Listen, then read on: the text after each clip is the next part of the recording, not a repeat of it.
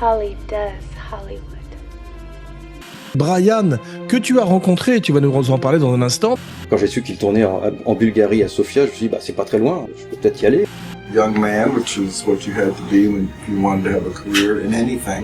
Et à l'époque, j'avais pas vu Sunset Boulevard. Et moi, j'avais pas vu la référence à l'époque non plus. Alors, j'avais vu le film, mais elle m'était passée à côté. Et c'est un film qui m'a souvent porté chance, comme par exemple quand j'avais fait un court-métrage qui s'appelait Profondo Giallo, et dans lequel j'avais mis une énorme affiche de Body Double qu'on ne pouvait pas louper.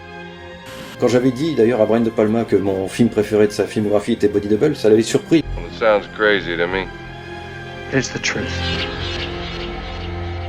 Brian De Palma, the modern master of suspense, invites you to witness a seduction, a mystery, a murder. Relax, don't do it when you wanna go to it. Relax. Bonjour et bienvenue dans Kinoculte, le podcast Deep Cut, Deep Cult. Je suis votre hôte Jean Weber et ma doublure lumière est...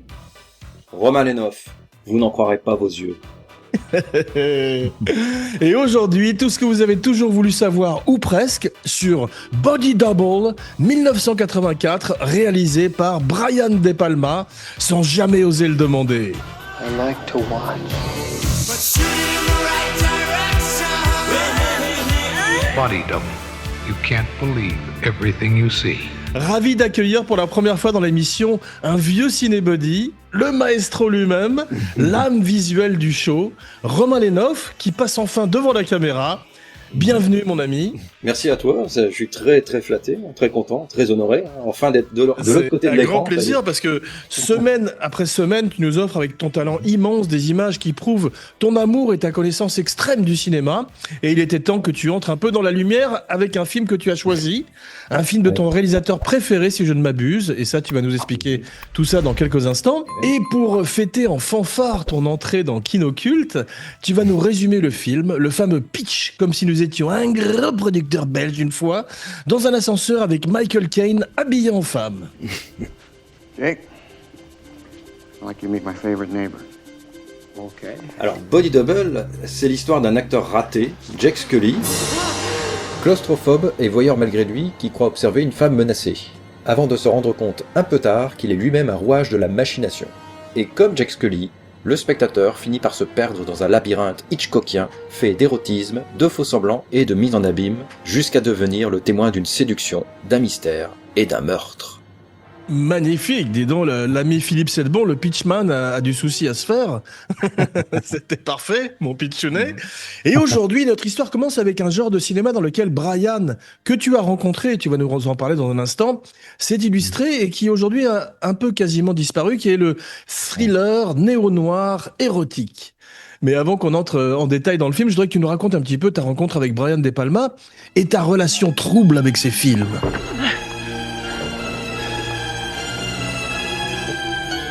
En fait, tout a démarré avec Body Double.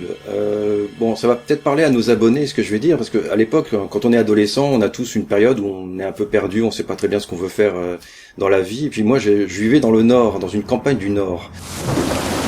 Bon, il y a un peu d'inquiétude à se faire quand on veut travailler dans le cinéma, quand on est à la campagne dans le Nord et qu'on est à Cancre à l'école. Donc, je me voyais pas faire une école de cinéma, je me voyais pas non plus travailler dans le cinéma. Et puis un jour, ils ont passé Body Double sur France 2, je me souviens, un mardi soir. Ouais. Et alors, j'étais déjà cinéphile à l'époque, je regardais, cinéphile. J'aimais beaucoup le cinéma, on va dire. Dans Body Double, ce qui m'avait plu, c'est que j'avais le sentiment de voir un réalisateur qui me parlait, qui rendait hommage aux cinéphiles. Parce que c'est ça, en fait, Body Double, t'as l'impression d'être dans un décor de film. En plus, ça se passe sur des tournages à Hollywood, donc. Look, Scully, I got a picture to make here. I got 25 days to make it. Body Double, ça a été le déclenchement d'une nouvelle admiration pour un nouveau cinéaste, donc De Palma, même si je connaissais, je pense que tout le monde avait déjà vu un peu Les Incorruptibles ou Mission Impossible au cinéma, mais bon, c'était des films de commande, c'est pas tout à fait la même chose. Internet venait de commencer, il a apparu à la fin des années 90, il y a Internet, mon père était informaticien. Bon, j'ai fait mon site sur Internet en me disant, bon, ça va pas me conduire bien loin tout ça, mais bon, moi je vais partager ma passion. Et il se trouvait à l'époque, alors je l'ai appris après, mais De Palma sortait avec Elie Medeiros. Et elle lui traduisait mon site. Moi je faisais mes petites analyses personnelles, j'avais pas beaucoup d'informations. Encore une fois, il y a pas beaucoup de choses sur Internet. Quand je suis allé rencontrer Brian De Palma, qui était venu grâce à Laurent, qu'on salue. Laurent Vachaud, à qui on fait un shout-out et dont on peut voir l'extraordinaire livre d'interview avec le maître derrière toi. Voilà. Et ils avaient fait une dédicace au Virgin Megastore sur les Champs-Élysées, qui n'existe plus aujourd'hui. Je m'étais présenté, mon père m'avait préparé une petite carte de visite au cas où. Bon, je lui ai donné ma carte de visite. J'essaie de lui parler en anglais. J'essaie de lui parler en anglais, mais j'ai un accent ch'ti, alors il comprend rien. Heureusement, Laurent était là pour me traduire. Du coup, j'ai vu De Palma sourire. Il m'a regardé, il a fait « You did my website ?» avec un grand sourire. De Palma me présente à son frère, à Bart De Palma. Quand je me suis retrouvé dans le journal, la photo qui illustrait l'article, c'était une photo prise par Bart De Palma. At Virgin.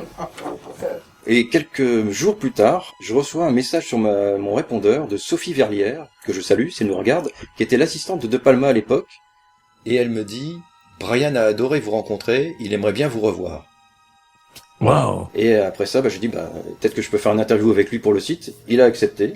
Donc génial. J'ai fait une interview. It's a kind of a thing that I just kept doing. I mean, I'm a very focused, determined young man, which is what you had to be when you wanted to have a career in anything. Donc ce qui s'est passé après, c'est que je l'ai revu sur le plateau du film de Gardien Noir. Quand j'ai su qu'il tournait en Bulgarie à Sofia, je me suis dit c'est pas très loin, je peux peut-être y aller. J'ai envoyé comme ça un message en disant est-ce que je peux venir sur le plateau? Il a juste répondu yes. Formidable. Bon. Et tu penses qu'il a été touché par ce jeune fan passionné et puis sur ce média naissant qu'était l'internet? Je pense que ça a dû faire un truc pour lui, plutôt que tous ces journalistes qui se ressemblaient et qui l'interviewaient. Tout d'un coup, il avait un vrai passionné d'une nouvelle génération. C'était. C'est exactement ce qu'il a dit dans le magazine que j'ai gardé. Ah voilà. Il dit c'est émouvant de constater que c'est la génération après la mienne qui se passionne autant pour mes films. Le garçon qui se consacre à mon site web français à 18 ans, c'est incroyable. Ouais, c'est formidable. Tu as été nommé par Brian De Palma, c'est pas rien. Mais effectivement, parce que au début de sa carrière, il a été. On va revenir un petit peu en arrière avant que je te laisse de nouveau la parole. C'est qu'il a été effectivement accusé d'avoir pas mal plagié Hitchcock, et c'est pour ça qu'il n'avait pas eu la reconnaissance en Amérique par cette première génération de gens qui ont été ses critiques. Mais si on cite Picasso, il dit les mauvais artistes copient, les grands artistes volent. Et en fait, il s'est approprié Hitchcock de façon magnifique et s'est servi simplement de la grammaire pour recréer une nouvelle grammaire, je pense. On va dire l'hommage à Hitchcock est très très très évident. C'est un peu le film définitif sur ses références à Hitchcock.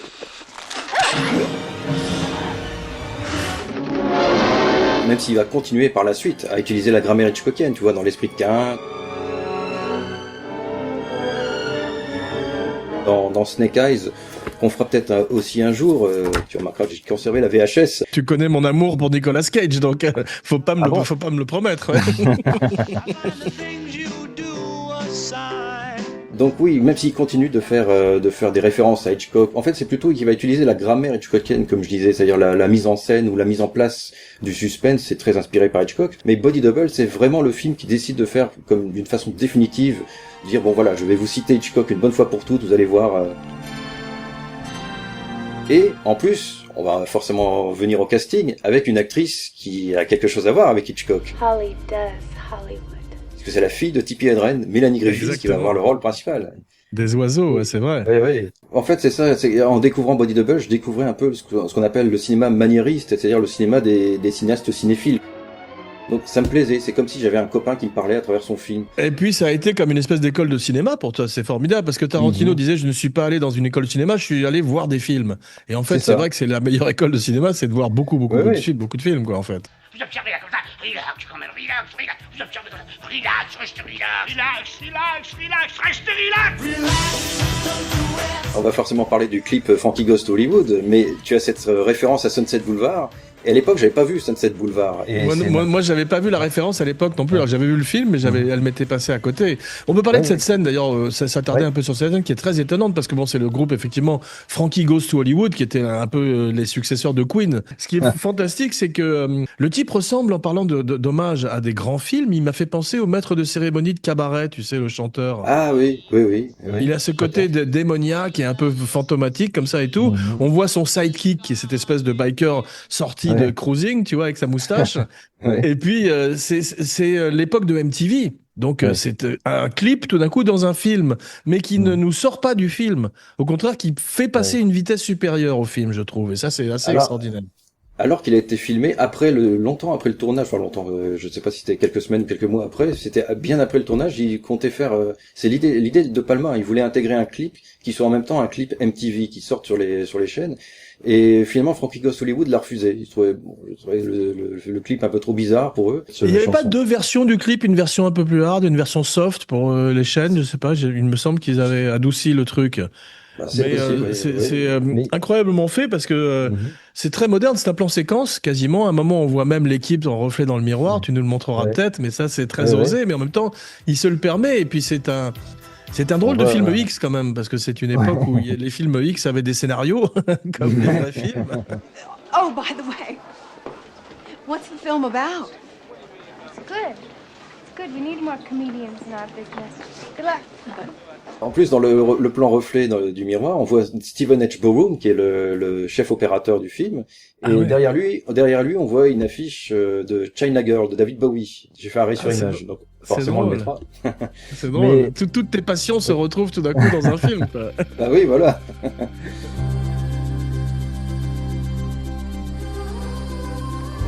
Ça fait partie de ces grands thrillers érotiques, comme il en a écrit plusieurs et filmé plusieurs des années 80-70. Comme je disais, c'est un genre qui a un peu disparu, mais on a eu des films comme Body Heat, t'as Play Misty for Me, même dans les années 70, tu sais, le film de Clint Eastwood.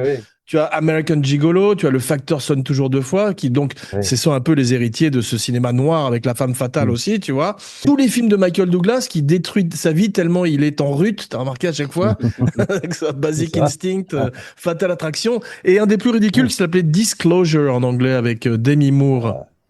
C'est lequel celui-là en français? Tu sais pas le titre français? Non, j'ai oublié le titre français, mais il accusait Demi Moore de harcèlement. Ah oui, c'est harcèlement. Voilà, c'est le titre. Voilà.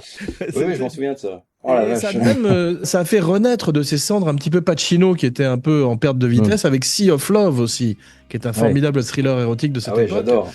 Ouais, moi que j'adore aussi. Alors c'est vrai que De Palma s'illustre de façon extraordinaire avec Body Double et le film n'a pas été complètement un succès, je crois, à sa sortie ou. C'est malheureusement la période de Palma où ces films marchent pas très bien, même si la critique commence déjà à apprécier De Palma, parce qu'aux États-Unis il y avait Pauline Kael qui défendait De Palma. Il y avait aussi Roger alors je sais pas très bien prononcer, Roger Ebert, je sais pas comment. Ebert, c'est ça, exactement.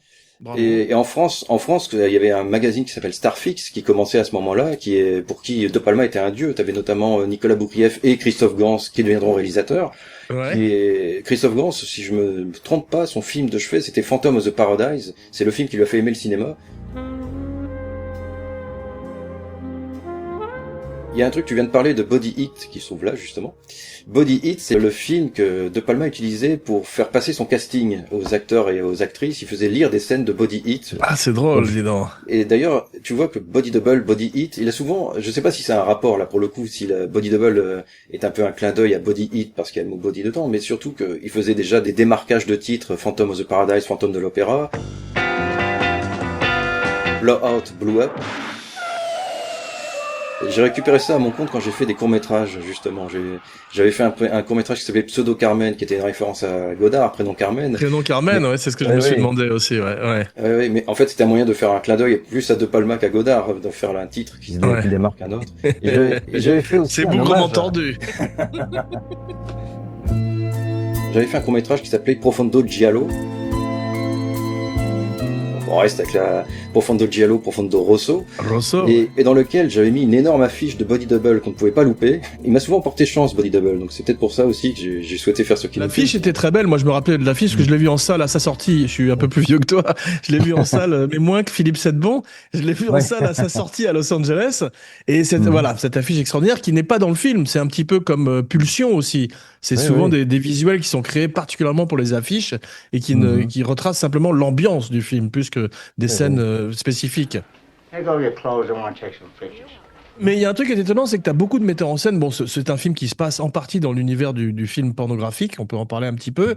Et tu as beaucoup de grands metteurs en scène, sans mauvais jeu de mots, qui ont caressé l'idée de faire un jour un film blue, un film un peu plus hardcore.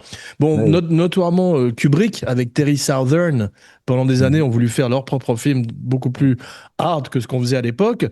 Tu as des gens comme Adrian Lyne aussi qui ont un peu flirté avec le truc. Et t'en as certains qui l'ont fait comme Gaspar Noé ou Lars von Trier, carrément. À un moment où c'était... En fait, il faut savoir qu'à l'époque, De Palma avait très très mal vécu la classification X pour Scarface, qui l'a contraint à refaire au moins 4 fois le montage. Et au moment où il se lance dans Body Double, il se dit bon, ils veulent une classification X, ils vont voir. Et à un moment donné, il était même prêt à faire un film où les scènes d'amour étaient non simulées. Donc ah ouais, carrément. Dans la dernière production américaine, il y a 1h28 de sexe. Dans un film d'1h30. Et les 2 minutes qui restent, c'est quoi? Psychologique. Donc comme du Gaspard Noé. C'est pour ça qu'il voulait Annette Haven, l'actrice de film X en fait, qui était. Ouais. Et d'ailleurs, l'histoire rappelle un peu un certain Francis, n'est-ce pas? Quand il préparait le téléphone rose. Parce qu'il se documentait comme ça aussi, De Palma. Il a passé du temps avec Annette Haven. Il y a une différence quand même avec Francis, c'est que Annette Haven, quand elle a lu le scénario, elle était pas contente du tout de voir que De Palma avait repris beaucoup de détails de sa vie qu'elle lui avait raconté. Alors il essayait de lui dire mais non mais vous doutiez quand même que si vous me racontiez tout ça, je pouvais pas ne pas le mettre après dans le scénario. Bien Donc, sûr. Finalement, quand tu parlais de Francis, j'ai cru que tu parlais de On aura tout vu aussi, qui flirte avec l'univers du film X. Évidemment. Bah, tu te doutes que je vais mettre quelques extraits d'On aura tout vu, quand même. J'espère bien. À genoux, escalope. Salope, tu dis pas, qu'est-ce que tu dis pas, escalope? Ça va? Escalope. Bon, alors vas-y maintenant. À genoux, escalope! Non! C'est drôle parce que dans Boogie Nights, tu as une actrice qui s'appelle Nina Hartley, qui est une vraie actrice de X, qui joue, je crois, la femme de William H. Macy. Et donc, en fait, pourquoi elle n'a pas été retenue, Annette Haven? Parce que les studios ont eu peur, parce qu'elle n'était pas assez bonne actrice, parce qu'elle n'était pas bankable? J'avais lu que, alors c'est dans le livre de Susan Dworkin qui s'appelle Double De Palma, que j'ai ici, qui était paru dans l'édition Carlotta du Blu-ray de Body Double. Il explique en fait, c'est peut-être une très bonne actrice X, mais par contre une actrice classique, c'est pas vraiment ça quoi. C'est pas évident. T'en as certaines qui ont fait la transition. Tu as Marilyn Chambers, tu sais, avec Cronenberg. Tu as Tracy Lords avec John Hughes, et tu as une actrice qui s'appelle Sasha Grey qui a fait un film de Soderbergh qui s'appelle, je crois, The Girlfriend Experience. Ouais. Oui, c'est ça. Oui. Alors moi je connais pas tout ça, mais j'ai un ami qui m'explique, qui me raconte comment. Moi aussi, c'est exactement comme toi. Et puis bien sûr, chez les hommes, notoirement, tu avais Rocco Siffredi chez Catherine Breillat, et un type qui s'appelle, une fois de plus, c'est un ami qui me l'a dit, James Dean, non pas comme James Dean D-E-A-N, mais James Dean D-2-E-N, dans un film de Paul Schrader qui s'appelle Les Canyons, avec comment s'appelait cette tu vois, Lindsay Lohan. Ouais, c'est ça, exactement. Ouais. Tell me, okay? Tell me, were you the girl in the house? Il voit plusieurs actrices pour le rôle de Holly. Donc, on peut parler maintenant un petit peu du casting. Et avant de parler de Craig Wasson, on va parler honneur aux femmes. Alors, il paraît qu'il a vu Linda Hamilton, Jamie Lee Curtis, Carrie Fisher, Tatum O'Neal. Et au début, Mélanie Griffith, qui est absolument extraordinaire dans le film, refuse. En fait, c'est surtout qu'elle sortait à l'époque avec Steven Bauer et Manolo dans Scarface. Ah ouais, bien sûr. Donc ils se connaissaient déjà en fait. Et Mélanie Griffith racontait que De Palma, Steven Bauer et elle passaient quelques soirées ensemble. Alors De Palma ne fume pas, à l'époque ne fume pas, ne buvait pas, ne se droguait pas. Donc c'était des soirées à boire du café, de l'eau et à jouer au Trivial Pursuit jusqu'à 3h du matin. Ça devait être sympa. Et un jour, De Palma a téléphoné pour lui dire dis donc, Mélanie, ta meilleure amie c'est Jamie Lee Curtis, n'est-ce pas? J'ai écrit un scénario, j'aimerais bien que tu lui transmettes le scénario. Donc c'était le scénario de Body Double. Are you weird? Yes, I am. Yes, I am weird. You are weird. Yes. You're weird, thank God. Mélanie Griffith lui a répondu non, dis donc, t'es gonflé, toi, tu veux proposer un scénario à mes meilleurs amis, mais tu me le proposes pas à moi. Et à ce moment-là, donc il lui explique un peu le film, il montre des extraits de films avec Annette Haven, et Steven Bauer qui est présent dit non, tu fais pas ça, tu fais surtout pas ça. Hors de question. Et puis Mélanie Griffith lui dit non, mais je fais ce que je veux. Il avait quand même pensé à Jamie Lee Curtis, donc la fille de. Bien sûr, Janet Leigh, tu parles. Marion. Eh oui. Get back. Shut the door. Magnifique. Bah oui. Ouais. Donc, extraordinaire. Je me demande si c'est pas une tactique de la part de Palma de demander à Mélanie Griffith d'envoyer le scénario à Jamie Lee Curtis pour essayer d'avoir en fait Mélanie Griffith, si tu veux, c'est possible. Bah, c'est possible, c'est l'as de la manipulation. Ouais, exactement. Puis, c'est étonnant que Manolo soit aussi jaloux que Scarface, en fait, tout d'un coup, et qu'il veuille pas que sa femme se joue dans un film un peu chaud. Oui. Bon, on a une fois de plus les films dans le film, comme dans Blowout, tu sais, et souvent des films un petit peu kitsch de série B, tu vois, et c'est comme tu dis, un film sur le cinéma, et c'est ça qui est magnifique, parce qu'on sent qu'il sait exactement de quoi il parle. Mais le film, pour parler d'un autre de tes maîtres, le film a un côté presque lynchien par moment, je trouve, avec cet univers d'Hollywood très underground, où tout d'un coup, des gens normaux côtoient des gens un peu plus bizarres. Et puis, il y a quelque chose d'un peu surréaliste par moment. Et surtout ce côté face sombre de l'Americana et d'Hollywood, en particulier au moment où David Lynch est parti vivre à Los Angeles, tu sais. Oui, ça, puis en plus, il y a une scène qui est tournée à Mulholland Drive, d'ailleurs, à la fin, quand ils sont, quand il y a l'accident de voiture. T'as un accident de voiture comme au début de Mulholland Drive, d'ailleurs. On va pouvoir parler surtout de Los Angeles, parce que moi, c'est une ville dans laquelle j'ai jamais mis les pieds. Je connais Los Angeles qu'à travers le cinéma, alors que toi, je crois que tu connais un tout petit peu cette ville, il me semble. Hein. Oui, j'y ai vécu un grand nombre d'années, et effectivement, c'est un des grands films sur Los Angeles, Body Double. Parce que c'est comme Big Lebowski, ou comme Whatever Happened to Baby Jane, ou comme Le Grand Sommeil, tu sais, le film avec Elliot Gould, The Long Goodbye, pardon. Long Goodbye, ce sont des gens qui ont formidablement compris l'aspect un peu underground, justement, et ils sont allés au-delà de la carte postale qu'on voit toujours, si tu veux, de Los Angeles, qui sont les palmiers et les gens qui font du rollerblade. Là, c'est autre chose. C'est une ville très dépressiogène, qui peut être aussi très anxiogène, tu vois. Mais c'est ça, en plus, De Palma, c'est un cinéaste qui aime les lieux. Il va souvent, avant un tournage, se balader en scooter dans les villes. Il l'a fait à Florence pour préparer Obsession. Il l'a fait pour Femme Fatale. Il se baladait en scooter dans Paris. I can't believe this. Some, isn't it? À propos de décor, tu as cette maison extraordinaire de Los Angeles qui ressemble à un vaisseau spatial. J'ai oublié le nom de l'architecte, mais je te le donnerai dans quelques instants. La Chemisphere House, ouais. Ah voilà, mais c'est incroyable parce qu'effectivement, s'il avait fait du house sitting, comme on dit en anglais, dans un endroit un peu plus traditionnel, ça n'aurait pas eu l'impact que ça a. Et puis surtout, ça renforce les thèmes de voyeurisme qu'on avait chez Hitchcock. Et il y a un autre truc qu'on avait chez Hitchcock aussi, qui sont les phobies des héros. Tu sais, le vertige, alors que là, tout d'un coup, il est claustrophobe. Il a peur des espaces clos. Et c'est extrêmement bien filmé, ça. On ressent tout à fait la peur de Craig Wasson. Alors, Craig Wasson, il paraît que c'était le premier choix. Oui, il l'avait vu dans un film d'Arthur Penn qui est excellent, d'ailleurs. I'm tired and I have to go to work. That is America. Il s'appelle Georgia en français, Four Friends en anglais. Ça. Il n'avait pas fait énormément de choses. Il avait fait aussi le fantôme de Milburn avec Fred Astaire.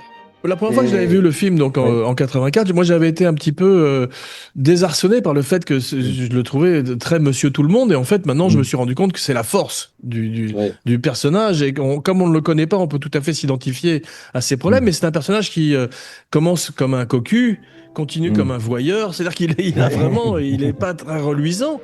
Oh, c'était un pervers magistral. Il faisait profession de perversion, comme tous les vrais pervers. Et en fait, il le fait très très bien, Craig Wasson. Il est extrêmement crédible. Mais c'est marrant parce que tu vois... Attends, juste, je voudrais signaler, pour rester 2 secondes sur Craig Wasson, que tu as la magnifique veste de Craig Wasson. Tu es habillé comme lui dans le film. Ça, je salue ton costume. Et tu sais que c'est un peu la veste de Norman Bates aussi.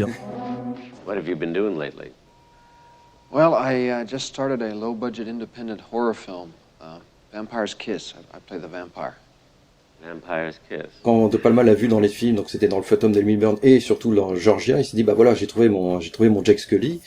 Et ce qui est ce qui est dommage pour lui, c'est qu'il a un peu suivi la même carrière que Jack Scully dans la vraie vie, c'est-à-dire qu'il a fait après plutôt des films série B, série Z, ça, malheureusement. Maintenant, j'ai vu qu'ils s'étaient spécialisés, tu sais, dans les livres Audible, tu sais, les livres qu'on lit, que les acteurs lisent, en fait, tu sais, qui sont des audiobooks, des audiolivres. D'accord, ouais. Et c'est comme ça qu'il gagne plus ou moins sa vie. Mais là, il est formidable parce qu'il y a un moment où il est séduisant et d'autres moments où il est un peu crapuleux, d'autres moments où il est très ordinaire aussi.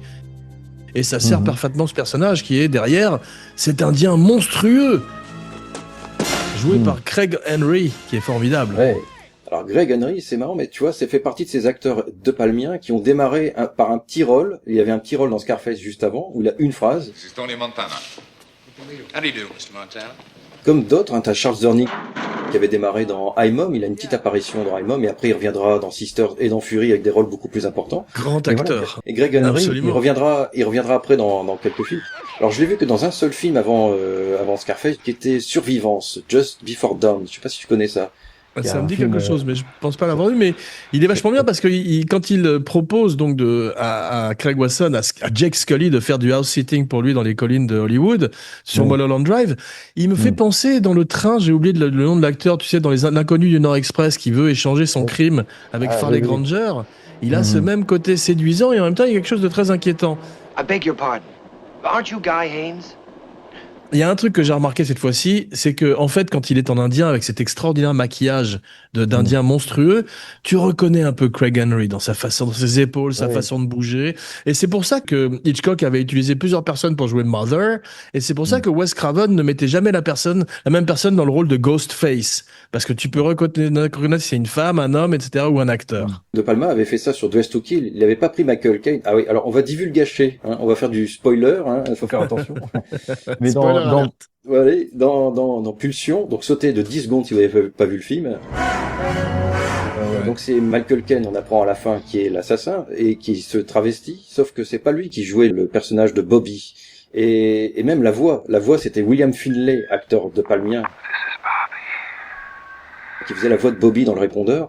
De temps en temps, il prend l'acteur ou l'actrice qui va jouer, même pour un plan de main, quoi. Dans Blowout, même quand c'est des gros plans de main, c'est les mains de John Travolta qu'on voit dans Blowout quand il joue, alors qu'il aurait pu prendre un technicien qui s'y connaît. Bah d'ailleurs, on n'a même pas dit d'où vient l'idée de Body Double, c'était de Pulsion. Au tout début du film, il y a une scène de douche avec Angie Dickinson. On retrouvera d'ailleurs à la fin de Body Double. Il va rejouer la scène qu'il a vécue, c'est-à-dire il va montrer la Body Double qui rentre, on remplace l'actrice principale. Okay, let's bring in the body double. Stay right. Hi. Hi. I'm Mindy. Pleased to meet you. Il rejoue la scène qu'il a vécue sur Pulsion, à savoir de prendre une doublure, donc Body Double, une doublure, parce qu'on voit pas de... Formidable. C'est pour ça que le clin d'œil à Sunset Boulevard est intéressant aussi, parce que ce sont des grands films sur le cinéma, les deux, et sur la face sombre du cinéma, et fait par des gens qui en parlent très bien, parce qu'il y a des gens il y a certains films qui sont moins intéressants que d'autres sur le cinéma, et ceux-là sont vraiment, ça fait pas boutique, ça fait vrai. Et ça, c'est formidable. Mais après le premier screening, le test screening, comme on dit en anglais, Columbia avait prévu d'avoir un deal de 3 films avec De Palma, et ils sont d'accord d'arrêter le deal, et ils produiront pas les 2 autres. Mais ce film, qui a été donc une espèce de bide à sa sortie, est devenu avec le temps un vrai film culte, et un des plus grands de la filmographie de De Palma. Et tu sais que dans le roman American Psycho, c'est un des films préférés de Patrick Bates. Patrick Bateman. Bateman, pardon, pas Patrick Bates. C'est Norman Bates. D'où la présence du livre ici. Oui, bah oui. Voilà, c'est un puzzle en fait, c'est formidable, c'est De Palmaesque, ton background. Tous les fans, oui.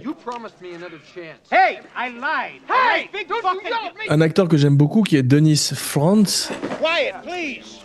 I'm trying to think. Qui est un petit peu l'avatar de l'alter ego de Palma d'une certaine manière. C'est ça, c'est son Jean-Pierre Léaud en fait. Parce que là, il joue donc le réalisateur. Il dit qu'il s'est inspiré de Palma pour faire son personnage de réalisateur. On le sent. Ouais.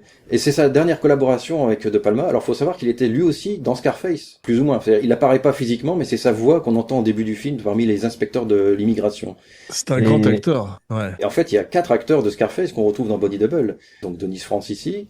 Il y a Al Israel, l'homme à la tronçonneuse, qui joue ici le réalisateur du film porno, Greg Henry, et puis Steven Bauer, Manolo. 5 minutes, Miss Body. I'm ready. No. We've got 5 minutes. Et qui joue l'assistant réalisateur qui vient dire « On a 5 minutes, Madame Body ». C'est drôle. Tu as la grande Barbara Crampton, l'actrice de Réanimateur, entre autres. C'est son tout premier rôle, en fait. Et Ah ouais, carrément. Ouais. Mais on parlait de Lynch, Wasson a un peu la même candeur que Kyle MacLachlan aussi, tu sais. C'est des gens qui sont tout d'un coup confrontés aux ténèbres et qui vont en être changés, en fait. Quand on regarde l'Abysse, ils vous regardent en retour. Mais c'est vrai que j'étais frappé cette fois-ci par le côté lynchien du film et par sa façon de filmer Los Angeles, quoi. Oui, c'est ça. En fait, c'est presque un décor de film dans lequel on se baladerait, tu vois, Body Double. C'est comme, on ressent ça aussi dans certains films néo-noirs. Tu parlais de Body Heat, tu vois, le scénario de Body Heat, c'est finalement un scénario de film noir très classique, comme on en avait déjà vu plein. Mais finalement, on aime se perdre dans ces films-là. Et pareil avec un autre film qui s'appelait The Hotspot, auquel on pourrait rapprocher un peu Body Double. Même si ça se passe pas dans le milieu des tournages de cinéma, parce que c'est ça qui amplifie ce côté-là dans Body Double. Mais dans The Hotspot, tu retrouves les femmes fatales, la brune, la blonde. Ouais, l'acteur de l'Inconnu du Nord Express, c'est Robert Walker. C'est lui qui m'a fait penser effectivement Greg Henry pour ce côté charmant et mystérieux et un peu sombre aussi. Et la maison, ça s'appelle la Chémosphère. C'est une maison qui a été créée en 1960 par John Lautner, le frère de George. George. et qui est vraiment un des endroits les plus connus de Los Angeles. Et ça, il l'a filmé. Ouais. On dirait un repère de méchant de James Bond, quoi. C'est incroyable. Ouais. Puis il y avait eu un meurtre apparemment dans cette maison peu de temps avant, enfin quelques années auparavant. Le propriétaire avait été assassiné par des cambrioleurs. Waouh. Ça parle bien de Los Angeles parce qu'effectivement, nous, on a la Tour Eiffel, tu as la Statue de la Liberté à New York, et eux, ils ont des stands de hot dog ou In and Out, un truc de burger. Donc, c'est beaucoup plus le fast-food, les voitures, tu vois, c'est une autre culture. Et c'est surtout une ville de nature plutôt que de jolis monuments. Il n'y a pas véritablement de centre-ville, et ça, c'est très bien retranscrit dans ces films. Au début, il se fait tromper, donc Barbara Crampton le trompe, etc. Mais ça fait penser à ce qu'a vécu De Palma avec son père aussi, qui le suivait. Ce qu'on voit aussi dans les Fabelmans, tu sais, c'est un truc qui a beaucoup marqué De Palma, ça. Oui, puis il a fait un peu sa version de Fabelmans avec Home Movies. C'était un film qu'il avait réalisé avec ses élèves du Sarah Lawrence College où il avait étudié. C'était un film réalisé uniquement avec des élèves de cinéma, en cours de cinéma.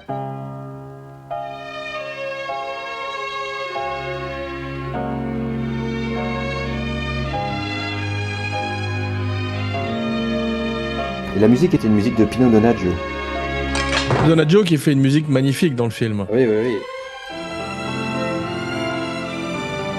Ah bah oui, et c'est sa 5e collaboration en ce moment-là, après Carrie, Home Movies, Pulsion et Blowout. Et puis après, il refera L'Esprit de Caïn, Passion et Domino. Quelle collaboration extraordinaire. Ouais. Mais c'est vrai que moi, le maquillage de l'Indien est vachement bien foutu. Mais comme j'étais en train de regarder en préparation d'un show futur tous les films de Peter Sellers, ça m'a fait penser un peu à un maquillage de Peter Sellers par moment aussi. D'ailleurs, il y a une référence à Peter Sellers. Est-ce que tu sais que la phrase I like to watch, I like to watch. J'aime regarder. Ah bah c'est bienvenue Mr. Chance. I like to watch, Eve. What do you mean, you like to watch? I like to watch. Ouais. C'est ça, bah oui. Ah, c'est extraordinaire. Un de mes films préférés. Mais il y a beaucoup de comédies chez De Palma. Souvent une comédie noire un peu. Et le personnage de Holly. What are you doing? What am I doing? I'm saving you. Qui est joué par Melanie Griffith, est assez comique quand même par moments. Elle a ce côté. Le jeu de mots avec Hollywood, c'est un jeu de mots qu'avait déjà utilisé De Palma pour un film d'un de ses confrères et un de ses amis qui s'appelle Steven Spielberg. Car dans 1941, un film que tu adores, je crois, il y a une scène où tu as Slim Pickens qui est face à Toshihiro Mifune et Christopher Lee. Quel casting! Where Hollywood? Right here. What? You're looking at him. En fait, il s'appelle Hollywood, c'est son nom. Hollywood. Hollywood? Where? I'm right here. Eh bien, c'est une blague de Palma en fait. C'est De Palma qui l'avait donné à Spielberg, voilà. De Palma est un dieu du staging, tu sais, de la spatialisation. Quand il filme, par exemple, c'est un autre endroit très célèbre de Los Angeles qui est ce Rodeo Collection, qui est cette espèce de grand département store, tu vois, mall, comme on dit en Amérique. C'est incroyablement filmé. Ça rappelle aussi, comme il filme la gare dans Les Incorruptibles. On sait toujours où on est. Et c'est incroyablement fluide et bien filmé, ouais. Mais c'est justement à ce moment-là du film où j'ai dû me dire mais ce film est génial parce que ça commence par un plan dans le sous-sol où les voitures arrivent les unes à la suite des autres. T'as Deborah Shelton qui sort, la caméra panote, on arrive sur Greg Henry alias l'Indien qui court, on le suit, on arrive sur Jack Scully et Jack Scully va se mettre à côté de Deborah Shelton à la cabine téléphonique et dans le même plan on arrive sur Greg Henry qui rentre dans l'ascenseur. Ce seul plan, ce petit plan, micro-plan séquence comme ça avec la caméra qui tourne partout, que je trouvais absolument génial. Et en plus, ça suit après il y a des plans en split diopters, tu sais, où tu as le premier plan qui est net et l'arrière-plan aussi. Ce que j'adore. Grande spécialité de De Palma, mais tous ces films, si tu les dissèques un peu, c'est une leçon de cinéma, comme je disais. C'est extraordinaire la façon dont il filme. Et j'adore la façon dont il filme la plage aussi. Tu sais, parce qu'il arrive à rendre un endroit qui est censé être un endroit de vacances et de détente, très anxiogène aussi, avant de passer dans ces tunnels qui sont très très caractéristiques de Santa Monica ou Malibu et qui font un peu peur aussi tout d'un coup. C'est formidable comme il fait ça aussi. Et même mon plan préféré, c'est celui-là, c'est où on voit Deborah Shelton qui est filmée avec avec un objectif long, tu sais, et tout au bout, tu vois la mer qui perle, on dirait des diamants, tu sais, et elle marche. Ce plan-là est superbe. En plus, c'est peut-être la vision de Jake Scully à ce moment-là, il rêvasse un peu, tu sais, il la voit de loin, en train de marcher. Bah, quand il l'embrasse, tu as ce fameux plan à la Vertigo, je crois, où ça se met à tourner. C'est fait avec en plus des fonds verts, ou en tous les cas, un faux fond, et c'est absolument magnifique. Transparent, oui. Et c'est marrant parce que tu vois, comme quoi on devrait jamais laisser les artistes parler de leurs films. Dans le livre de Laurent, qu'on resalue, De Palma est très sévère avec son film. Il trouve qu'il a un peu raté ce plan-là, ou il trouve que la scène de la poursuite sur la plage est pas terrible, il aurait pu faire mieux, etc. Pour parler d'un futur podcast, comme La Bête de Frankenstein, une création échappe toujours à son créateur. Donc vaut mieux laisser le public apprécier le film et même quitte à le surinterpréter finalement. Bien dit, ouais. Elle s'appelle comment s'appelle Gloria, l'actrice Gloria Revel. Ah oui, Deborah Shelton, tu veux dire. Oui. Deborah Shelton, elle a été doublée, je crois, pour le film. C'est pas sa voix qu'on entend. Oui, et l'actrice, c'est une actrice qui jouera après chez Scorsese c'est Helen Shaver et elle a joué dans La couleur de l'argent. Elle joue la petite amie de Paul Newman en fait. I need to talk to you. I gotta talk to someone. That's good stuff. Yeah. C'est elle qui fait la voix de Deborah Shelton. Deborah Shelton qui était Miss America en 1970 et première dauphine à Miss Univers. Elle est très belle d'ailleurs. Mais au moment où elle est assassinée, spoiler alerte, on est complètement dans le film d'horreur parce qu'il a une espèce d'arme qui est cette espèce de perceuse énorme, phallique et terrifiante.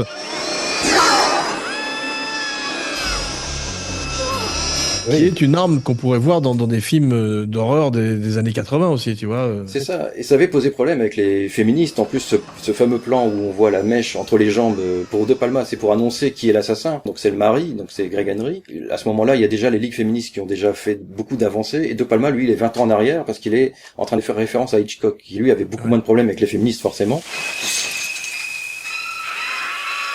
Et à ce moment-là, donc, on voyait quelque chose d'assez rétrograde ou on repartait 20 ans en arrière. De Palma dira, ben non, mais de toute façon, moi, ce que je fais, c'est rendre hommage au cinéma. Il y a rien de...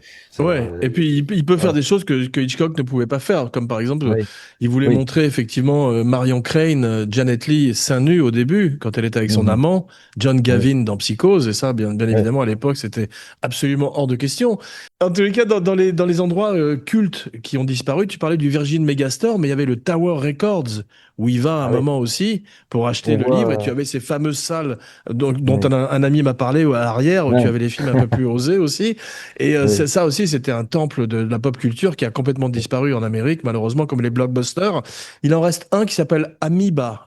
Amib, tu vois, qui est si un jour on était à Los Angeles, je t'emmènerais le visiter parce que c'est un des derniers endroits où tu as des VHS, des 33 tours et toute une culture malheureusement un petit peu disparue aujourd'hui. Et on voit Scarface dans le vidéoclub. Do you have Holly does Hollywood? Au tout début du plan, quand le plan démarre, on voit Scarface, on voit Flashdance, qui est, je crois, que c'est un film que devait faire De Palma aussi. D'ailleurs, à la base, il devait même pas le réaliser, Body Double. Il devait juste le produire. Il avait vu un film, s'appelait Eye of a Stranger. Je crois que c'est ça, le Appel au meurtre, ça s'appelle, avec Jennifer Jason Leigh. Et il voulait engager le réalisateur du film, qui s'appelait Ken Winderhorn, je crois. Et à la place, lui, il voulait faire un film qui s'appelle Fire, avec John Travolta sur une rockstar. Donc, peut-être, encore une fois, on reste toujours dans l'univers un peu musical. À la même époque, il fait le clip Dancing in the Dark avec Bruce Springsteen. Et Courtney Cox, toute première apparition, où elle monte sur scène et elle danse avec Bruce Springsteen. Ça m'a fait penser aussi à un autre film que j'adore, qui est un de mes préférés de Schumacher et de Nicolas Cage. On revient toujours à Nicolas Cage, excuse-moi, mais qui est 8 mm, où tu as ce type qui enquête à Los Angeles dans les bas-fonds d'un cinéma de plus en plus affreux avec les snuffs, tu vois, mais quand il est avec Joaquin Phoenix et qui va... il y a ce côté-là un petit peu avec Scully qui descend un petit peu aux enfers comme ça, et qui est dans une enquête, Oui, 8 mm est plus poisseux, plus réaliste peut-être. Body Double, on sent quand même qu'on est toujours dans un univers de cinéma, tu vois, on est toujours C'est les années 80 en fait, à chaque fois il se moque un peu de son époque, tu vois, il a toujours été anti-establishment. Et donc là, il est toujours un peu dans la critique de l'Amérique de l'époque, des années 80.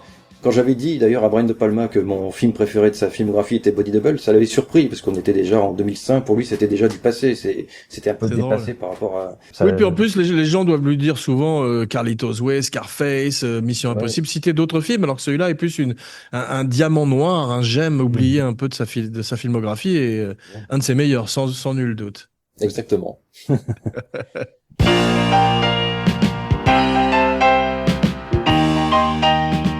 Bien, merci mon nouveau kinocultiste pour ce voyage dans l'esprit dérangé de Brian De Palma. Tu fus aussi bon devant la caméra que tu l'es derrière, et j'espère que tu vas revenir très très vite pour rendre une nouvelle visite au podcast Deep Cut, Deep Cult, ou même un Kinopod un jour. Tu es toujours le bienvenu, hein, ta connaissance est merveilleuse, et puis bravo pour tout le travail extraordinaire que tu fais pour les vidéos, hein. C'est toujours un grand plaisir de vivre cette aventure avec toi. Ouais. Ben merci à toi. Puis, tu sais, j'ai remarqué en plus en parlant de Body Double, c'est que les écrans télé que je fais depuis le podcast sur Fantomas, en fait, je me rends compte que ça doit être inspiré par De Palma parce que t'as des écrans télé dans tous ces films en fait. Même dans un film qui se passe dans les années 40 comme Le Dernier Noir, t'as quand même l'écran de cinéma à plusieurs reprises. Great test, Elizabeth Short. Il y a toujours des écrans dans des écrans, des choses comme ça dans ces films. Donc finalement, faire ce Kinoculte Body Double, c'est une façon pour moi de boucler la boucle. Ah bah c'est formidable, voilà. La boucle est bouclée et tu reviendras aussi peut-être pour nous parler de Sherlock Holmes, car tu es un grand spécialiste mondial de Sherlock Holmes et il y a eu des merveilles dans les films et je serai ton Watson. Ah bah avec plaisir. Élémentaire mon cher Kino.